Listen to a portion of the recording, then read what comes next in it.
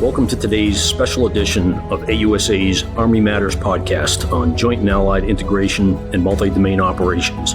This is Colonel Retired Dan Roper, AUSA's Director of National Security Studies. I will be serving as your host. To address this complex, high-priority initiative, we're fortunate to be joined today by Lieutenant General Eric Wesley, Deputy Commanding General, Futures and Concepts, United States Army Futures Command. With multiple deployments both to Afghanistan and Iraq, General Wesley has served in command positions at every level from tank platoon leader to commanding general. He's held key leadership billets in the 1st Armored Division, the 1st Infantry Division multiple times, United States Army Special Operations Command, and the 3rd Infantry Division, as well as Army Staff, International Security Assistance Force staff, and ISAF Joint Command staff, as well as the National Security Council. General Wesley most recently served as the Commanding General, U.S. Army Maneuver Center of Excellence at Fort Benning, Georgia. General Wesley's military education includes the Armor Officer, Basic and Advanced courses, U.S. Army Command and General Staff College, and the National War College, where he earned a Master's in National Security and Strategic Studies. He also holds a Master's in International Relations from Troy State University. General Wesley, welcome to AUSA's Thought Leaders Podcast. Well, Dan, thank you. That bio is long enough to make people think I'm old, and I want to ensure everybody nothing further from the truth. Look, this is an exciting time to sit here and talk to you about futures. The Army is on the leading edge of the most fundamental change that we will have gone through in the last 40 years. So I'm excited to talk to you about this today, Dan. I look forward to it. Thank you. Before we get into the details of multi-domain operations and U.S. Army integration with its allies and partners, it would be helpful to establish some context. The United States National Defense Strategy, released in February 2018, asserts that the central challenge to U.S. prosperity and security is re-emergence of long-term strategic competition by revisionist powers, namely Russia and China. Could you tell us how the strategic environment described by the National Defense Strategy is driving the U.S. Army to change? Yeah, this is probably, this is where you start, right? I'd say simply, oftentimes the world has changed, and when the world changes, you've got to reconfigure how you look at the world and how you solve the problems that the world presents. To your point on Russia and China, what we've noticed is there's three fundamental things that have changed based on their investments. The first is they've watched us in close combat and they want no part in it. So the things they've invested in includes their willingness to challenge us in all domains. We've been used to having dominance in every theater we go into. We have dominance in communications. We have dominance with air superiority. Well, they're challenging us. They're investing in ways to challenge us in all domains. So we cannot be assured that we will dominate at all times in every domain. The second thing is because they've watched us and they want no part of close combat with the United States, our partners and allies, is they've invested in things that keep us at distance. We call that multiple layers of standoff or anti-access area denial investments. So it's really hard to get into a position where you can influence the world. And then the third thing, and this is going to be unique, I think, to our culture, we're struggling with dealing with this, and that is our peer competitors have demonstrated a willingness to leverage the competition space to achieve their strategic and operational objectives, which means it's below the threshold that the joint force has been willing to engage in given our culture. So we have to reconcile those three problems. We're being challenged in all domains. There's multiple layers of standoff that keep us at bay, and they have been willing to leverage the competition space. So because of those things, we had to go take the National Defense Strategy and write a new operating concept. How is the Army going to operate as part of the joint force? And we call that the Army in Multi-Domain Operations 2028.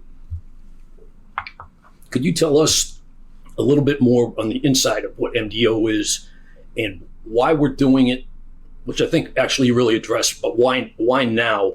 And then is this really an element of continuity, or is it an era of profound change with respect to how the Army is going to operate? Well, those are both subjective terms in a way, right? I can argue that there will always be a certain amount of continuity in terms of warfare. Some things don't change. But as in terms of the Army we're going to build, it will fundamentally change. Those of us who came into the Army in the 1980s, we recall the term air-land battle, and that was spawned by a concept that was written in 1981, a concept called air-land battle. And it was the precepts in that document that drove us to build the Army we know and love today. Well, likewise, multi-domain operations has the precepts that will define the Army in the decades ahead. And like I said, we are in a position now where we have everything is lined up for us to make that fundamental change as we go into the future that will enable our Army to, as part of the joint force, to influence in a positive way throughout the next century. So it's pretty significant change that we're looking at in terms of its purpose. In the 1980s, when we used air-land battle, we were having to contend with the volume of forces that the Soviets could employ. And so we oriented our thinking on echelons and formations. Well, the Russians and the Chinese are going to fight differently. Because they've invested in A2AD systems, we will have to initially go after systems and nodes, not echelons and formations. And if you're going after systems and nodes, you're going to have to be in a position where you're constantly and continually identifying those systems and nodes. And that all has to happen in the competition space. With multi-domain operations, we say there's really 5 elements or problems that have to be solved. Number 1, the joint force needs to know how to compete below the level of armed conflict. That competition enables you to deter your opponents or your adversaries without going to conflict. But if that fails, you have to immediately be able to penetrate and disintegrate those nodes in order to allow you to exploit towards your objectives. So this is a different way of looking at how we fight, and this is a notion that will require us to build the Army differently and to invest in different weapon systems. Now, as the Army is accelerating the timeline to return this concept into doctrine and into practices on how it operates, it's also simultaneously modernizing the force. Instead of modernizing the force after the concept is fully matured and deployed to and transformed into doctrine over time, what risks is the Army taking with respect to simultaneously changing many significant things? This is the way you change an Army, though, because the weapon systems that you develop and field have to be nested with the organizations within which they fight from. And so we did the same thing in the 1980s. We said, hey, we need to be able to develop air-land battle doctrine, but we also have to develop the Big Five. The entire enterprise of the Army changed because of air-land battle doctrine. This is an interesting point. We oftentimes say that concepts, well-written concepts, are infeasible when they're written. Why? Because what they establish is the reach goal that you're trying to achieve when you change the institution. And when you change the institution, you're changing it because you're trying to solve a given problem. And so that problem extends beyond just weapon systems. It includes everything from facilities to doctrine to organization to training to leader development, personnel management, and policy. All of those things have to be changed in order to adequately transform or modernize your Army. So is there a risk in that evolution? Yes, there is, because you're 1 foot in today and 1 foot in tomorrow. But that's what we get paid to do. In terms of publishing doctrine and accelerating doctrine, I know a lot of academics are asking, hey, how long will it take you to change, to publish multi-domain operations doctrine? Well, here's the key thing. I always say that you develop doctrine commensurate with the capabilities that you have. So we can't take MD, we could go out and write all new MDO doctrine, but if you don't have the capabilities yet fielded, if you don't have the organizations built yet, then you don't want to roll out that doctrine just yet. So there is, you publish doctrine commensurate with the capabilities you have. So you'll see us roll out MDO doctrine iteratively over the next 10 years. Drilling down a level to MDO with respect to joint and allied partners, the U.S. Army strategy states that the Army will train and fight as a member of the joint and multinational team. Our doctrine, tactics, and equipment must be complementary to and interoperable with our sister services, allies, and partners. What are the U.S. Army's expectations of its joint and allied partners with respect to multi-domain operations? This is a really important point, Dan, and I'm glad you raised it. What we're finding, and as I collaborate with our sister services, is that MDO, more than air-land battle or more than doctrine, even before that, more than ever, when you're trying to integrate all domains, because essentially that is in large part what MDO does, is you create overmatch by integrating all domains, space, cyberspace, maritime, land, air, all into into selected decisive space, so the total is greater than the sum of the parts. And so when you imagine the fact that cyber is operating in milliseconds, and the Navy is operating maybe 30 knots, and the Army anywhere from 2 kilometers an hour to 30 kilometers an hour, the Air Force is operating at maybe 500 miles an hour. And they're all controlled at different headquarters and different services. The idea of synthesizing all those domains in a select space is fundamental and will be challenging. So we know, unique to MDO, that joint concepts and the ability of the joint force to operate in an integrated manner is fundamental. You can't fight MDO if the joint force is not well integrated. So when we wrote the U.S. Army and Multi-Domain Operations 2028, we wrote it through a lens of a joint concept. So we call it an Army concept because we don't want to presuppose what the other services will do. When the joint staff comes up with a joint concept, they will direct that. But our concept is written through a joint lens. In other words, we had to see ourselves in the context of the other services, because it's got to be written in such a way they can very easily be nested with the joint force. In terms of our coalition partners and allies, this is an equally important question. We did not write this in isolation. I will tell you that much of the material within MDO are things that we learned from our partners and allies. We are all recognizing that the world has changed, as I said earlier, and we are sharing and learning ideas that are common to all. So, for example, the Australians are brilliant at their ability to maneuver in the electromagnetic spectrum. We've learned from them. A lot of times the joint force, or rather our partners and allies, will ask, golly, this is somewhat of an intimidating concept. How do we fit? Some of the smaller nations are saying, we don't know if we could develop a joint force on that caliber or that scale. How do we fit?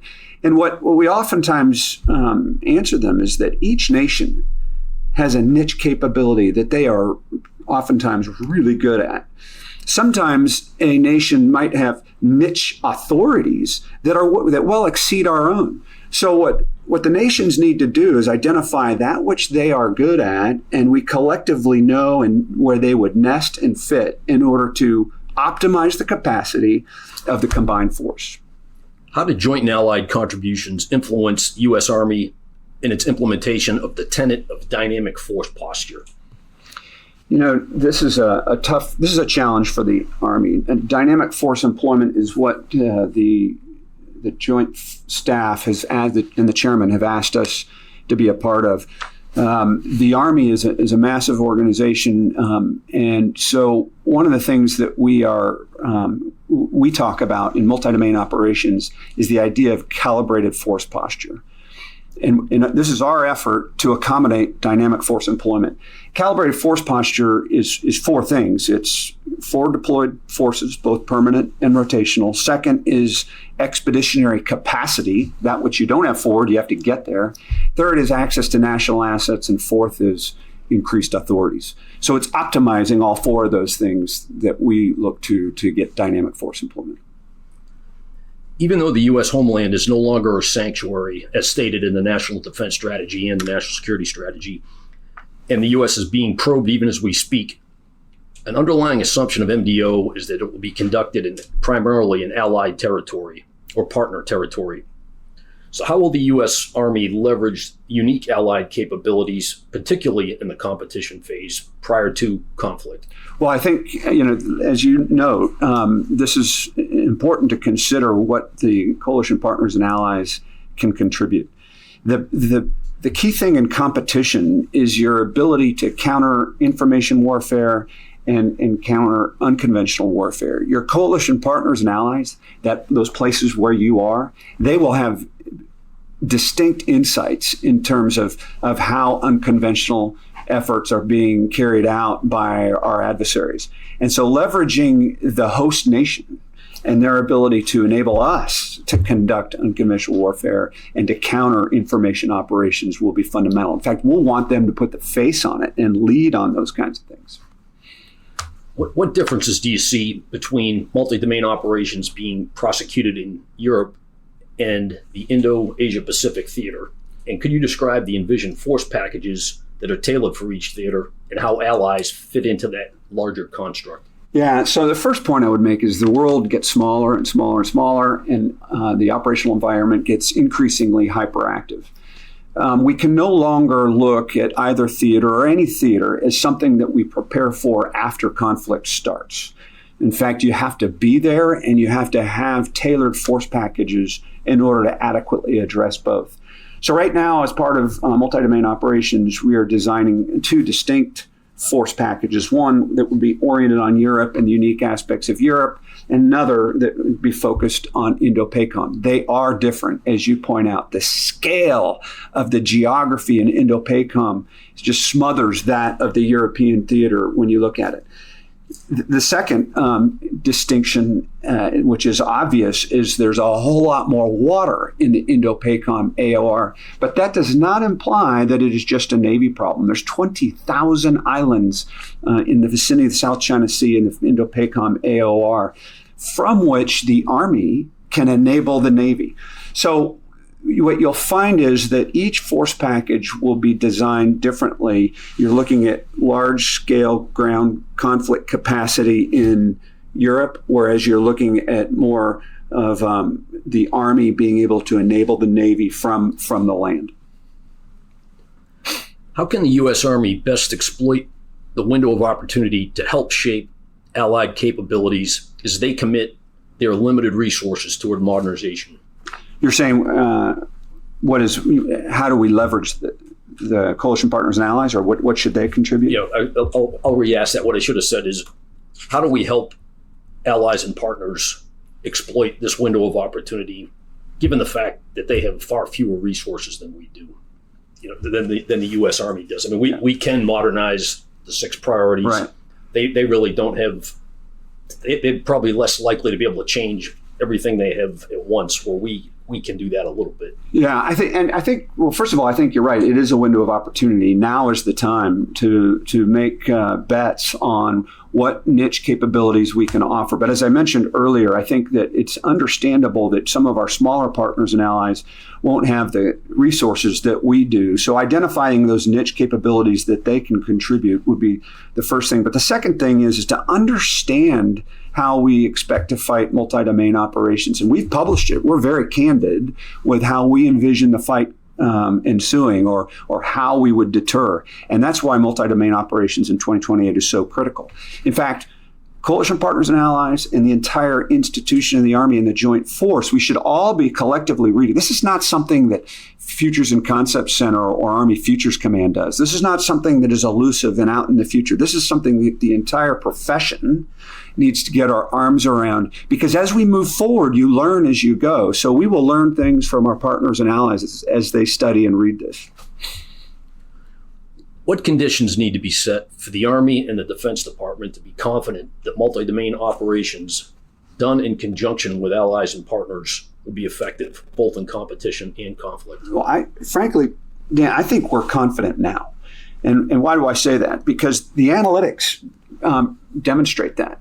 We have baselined how we used to fight, and then we do wargaming and experiments and assessments now. And there is a fundamental improvement in terms of our ability to move with speed and decisiveness in both theaters if you leverage multi-domain operations. So all of the analytics that we're doing now and all of the wargaming indicate that. The question is the degree to which we will be able to leverage the resources to make the investments in what is a very effective concept. We've discussed a lot about multi-domain operations at the institutional level and how the Army is interacting both internally and with its allies and partners. Could you describe to us and help us visualize what multi-domain operations will look like in practice to a soldier on the ground executing his or her duties? Yeah, I think that's an important question, Dan. First of all, I would say that much of what changes in multi-domain operations is at echelons above brigade. In fact, when a soldier at the tactical level still has to shoot, move, and communicate, that doesn't change. But where they might see change is the access to assets and resources that enable them. So we want soldiers to think and leverage capabilities in all domains. So what does that look like, say, to a scout that is anticipating movement over a terrain feature into a next valley, for example? He usually, oftentimes, is reliant upon his own organic reconnaissance capacity, tools that he has at his disposal within his formation. But imagine a day when an F-35 had recently just flown over that very space that he anticipates going in. An F-35 can bring in lots of data. Imagine if soldiers can get access through a combat cloud, timely information that is being leveraged and provided by the joint force that they don't have to have point-to-point communications with, but they can get access to the data that would be synthesized through artificial intelligence through a combat cloud. That would exponentially increase the data and information available to the tactical soldier. And we want to ensure that we can optimize that information in the future. On the subject of training, as you said, at the soldier level, they're always going to be able to need to shoot, move, and communicate. And training at the tactical level changes because a soldier realizes there's more tools available and asks the questions or queries the system for those things or that push to them. But at the echelons above brigade, where we're doing more multi-domain operations planning and trying to integrate across the 5 domains, what changes in the training realm to prepare higher level commanders and staffs to do that? Well, this is a good question. We think that there's going to have to be a fundamental change in our training paradigm. In 1981, we published Training 1990, which was a concept for how we were going to change training in the Army, and we rewrote all of our training doctrine. We're probably going to have to change training on that scale for multi-domain operations because you're going to want to have enough sets and reps so that you get very good at what we do. And one sequence to the National Training Center might not be sufficient. The other thing is you can't replicate the operational environment at a given physical training area the way we need to. The operational environment is global. And how do you replicate the effects of global behaviors at one training site? Well, that's now you're getting into virtual training. So we need to enhance our virtual training. By enhancing virtual training, you can increase the number of reps and sets because they're limitless.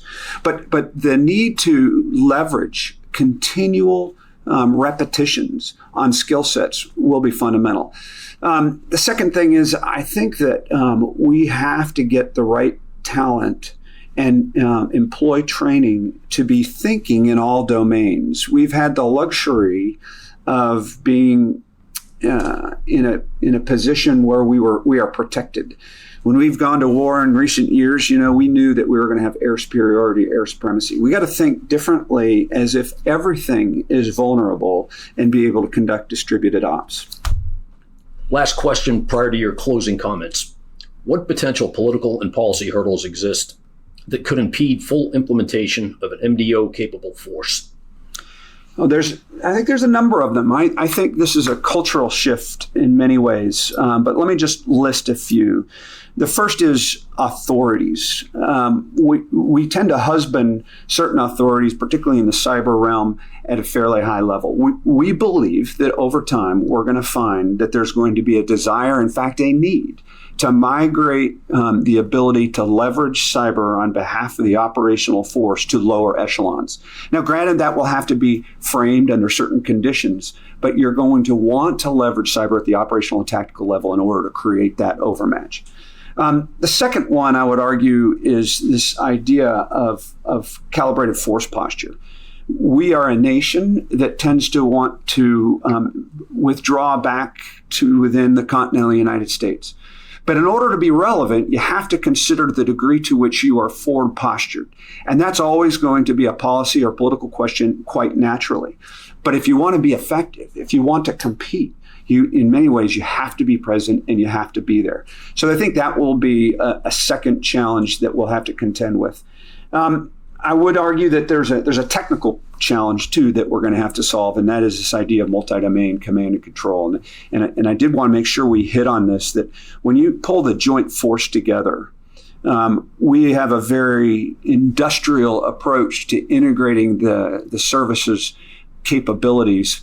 One of them is the air tasking order, which you have an extended timeline in order to put it together, and it's very linear in terms of its process. In the future, and look, the services agree with the Army on this, and we agree with them, that ultimately what we're shooting for is to be able to leverage any sensor with any shooter through any C2 node in near real time. And that's going to require artificial intelligence. So that's a technical problem that we're going to have to get after. So those are three challenges or hurdles that I would argue that are facing us now.